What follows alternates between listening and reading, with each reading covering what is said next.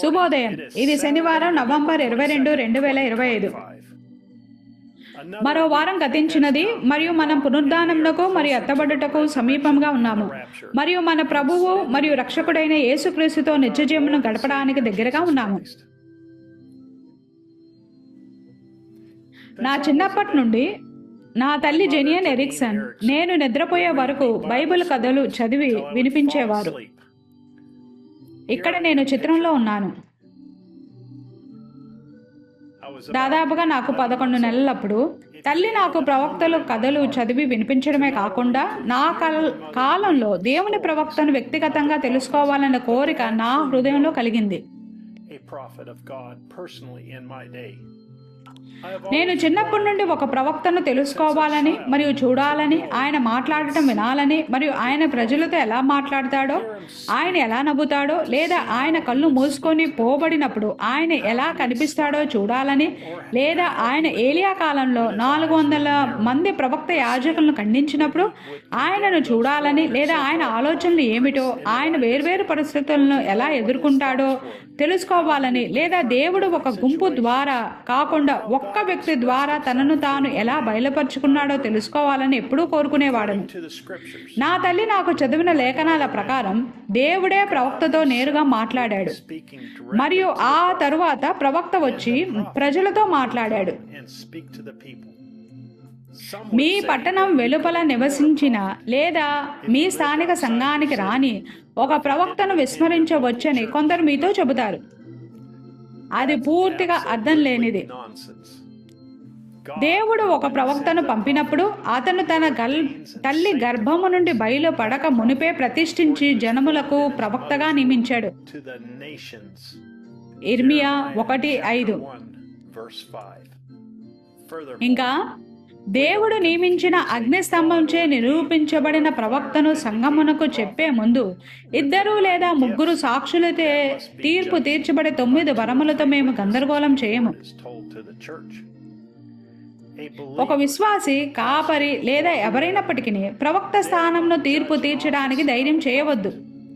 ఇప్పుడు ఆ బహుమతులు అక్కడ పౌలు చెప్పాడు, నేను ఉత్తమమైన వరముల కొరకు ప్రార్థిస్తున్నాను. అది సంగమునకు వరముల గురించి కానీ స్థానముల గురించి కాదు. ఒక వరం ఉన్నది మరియు స్థానం ఉన్నది. ఒక స్థానం ఉన్నది, అది ఒక ప్రవక్త మరియు ప్రవచన వరము మధ్య చాలా తేడా ఉన్నది. సంఘములో నిజంగా ప్రవచన వరమును ఇవ్వడానికి ముందు అది 2 లేదా 3 చే ముందు తీర్పు తీర్చబడాలి. వారికి వివేచన వరము చెప్పడానికి అది చెప్పవచ్చునా, కానీ దానిని తీర్పు తీర్చడానికి యెషయా ముందు ఎవరైనా నిలబడటం మీరు ఎప్పుడూ చూడలేదు. చూడండి, ఆయన ప్రవక్తగా జన్మించాడు, కానీ వారు ప్రవక్తలు. వారు జీవితాంతం ప్రభు ఇలాగూ సెలవిచ్చుచున్నాను కలిగి ఉన్నారు. చూడండి, చాలా తేడా ఉన్నది. మనం ఇప్పుడు బైబిల్ రోజుల్లో జీవిస్తున్నాము. తన తల్లి గర్భంలో ఏర్పడక ముందే దేవుడిచే నియమించబడిన మన సహోదరుడు జోసెఫ్ బ్రన్హామ్ నుండి పక్షరాజులు కూడుకొనుచున్నవి లేఖ ఇక్కడ ఉన్నది. టేపులోని వర్తమానం అంతా ప్రభు ఇలాగో సెలవిచ్చుచున్నాడని ఆయన ప్రతి లేఖ మనకు చెబుతున్నట్లు మీరు గమనించారా? ప్రియమైన బ్రన్హామ్ గుడారమా, మనము ఎటువంటి మహిమకరమైన సమయములను కలిగి ఉంటున్నాము కదా. వాక్యము మరియు వధువు ఒక్కటే. మనము తెర వెనుక షకీనా మహిమ యొక్క సన్నిధిలో జీవిస్తున్నాము. దేవుడు తనను తాను ఆయన యొక్క 7వ దూత వర్తమానికులో చర్మము వెనుక మరుగుపరుచుకోవడాన్ని మనము చూస్తున్నాము. దేవుడు తనను తాను మరొకసారి మనలో ప్రతి ఒక్కరిలో చర్మం వెనుక మరుగు చేసుకొనుచున్నాడు. ఇక ఎటువంటి ప్రశ్న లేదు, ఇక ఎటువంటి సందేహము లేదు. మనము ఆయన యొక్క ఎన్నుకోబడిన ముందుగా నిర్ణయించబడిన శరీరధారి అయిన వాక్యమై ఉన్నాము. పరిపూర్ణ వాక్య వధువై ఉన్నాము.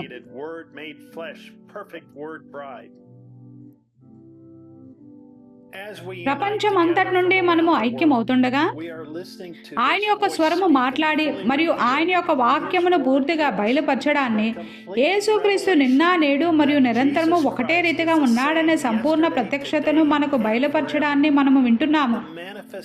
వాక్యము ప్రత్యక్షపరచబడుట.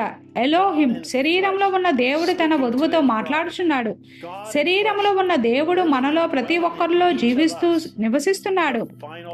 దేవుని యొక్క చివరి ప్రణాళిక ఇప్పుడు మనలో ప్రతి ఒక్కరిలో ప్రత్యక్షపరచబడి ప్రదర్శించబడుచున్నది. మనము వింత వ్యక్తులమని మరియు వింత ఆకారములు గల వెర్రివారమని పిలువబడుచున్నందుకు ఎంతో సంతోషంగా ఉన్నాము మరియు ప్రభువున కృతజ్ఞత కలిగి ఉన్నాము. అయితే మనము ఎవరికి బిగించబడి ఉన్నామో మరియు మనము ఎవరిమో మనకు తెలుసు.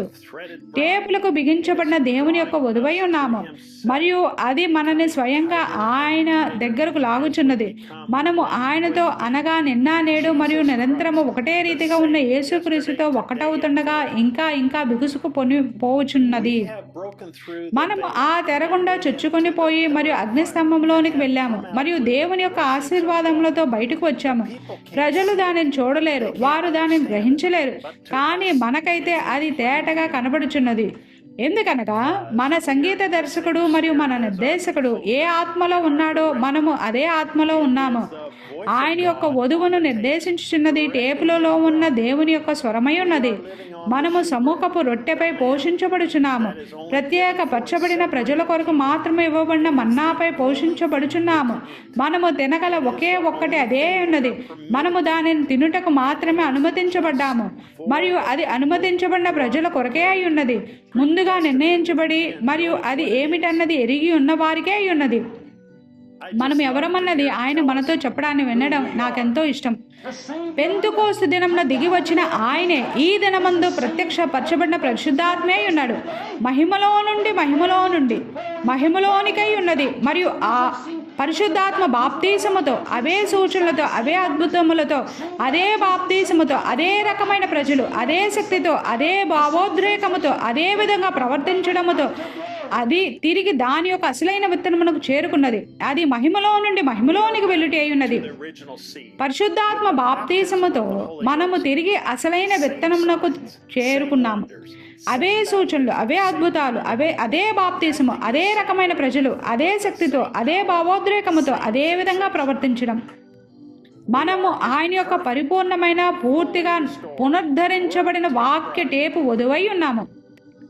మనము జయించుచున్నాము, నిలకడగా నిలిచి ఉంటున్నాము, స్థిరంగా నిలబడుతున్నాము. ఆయన యొక్క వధువు కొరకు భద్రపరచబడిన ఆయన యొక్క స్వచ్ఛమైన వాక్యముపై పోషించబడుతూ ఉనికిని కలిగి ఉంటున్నాము. దినదినము అది మనల్ని పరిపూర్ణము చేస్తున్నది. మనము ఎవరమన్నది తెలుసుకోవడంతో మన విశ్వాసము నూతన ఎత్తులకు చేరుకుంది మరియు అది నిరాకరించబడలేనిది, మారకము చేయబడలేనిది మరియు అన్నిటికీ పైగా అది షరతులు లేనిదై ఉన్నది. మీరు ముందెన్నడూ లేనంత సంతోషంగా ఉండగోరుతున్నారా? మీరు వినుచున్నది యెహోవా ఇలాగు సెలవిచ్చుచున్నాడు అయ్యున్నదని మీరు 1000% సంతృప్తి కలిగి ఉండగోరుతున్నారా? మీరు దేవుని యొక్క వాక్యము చేత పరిపూర్ణము చేయబడగోరుతున్నారా? అలాగైతే ఈ ఆదివారం జెఫర్సన్విల్ కాలమానం ప్రకారంగా మధ్యాహ్నం 12 గంటల సమయం అప్పుడు మేము దేవుని యొక్క స్వరము నిత్యజీవపు మాటలను మాతో మాట్లాడుటను వినుచుండగా మీరు వచ్చి బ్రెన్హామ్ గుడారమై ఉన్న మాతో చేరవలనని నేను మిమ్మల్ని ఆహ్వానిస్తున్నాను. బలిష్ఠుడైన దేవుడు మన ఎదుట ముసుగు తొలగించబడెను. 64-06-29 సహోదరుడు జోసెఫ్ బ్రెన్హామ్. దీనితో పక్షిరాజులు కూడుకొనుచున్నవి లేక ముగిసినది. మరలా కలిసేంత వరకు దేవుడు మిమ్మల్ని దీవించునుగాక మరియు షలోం.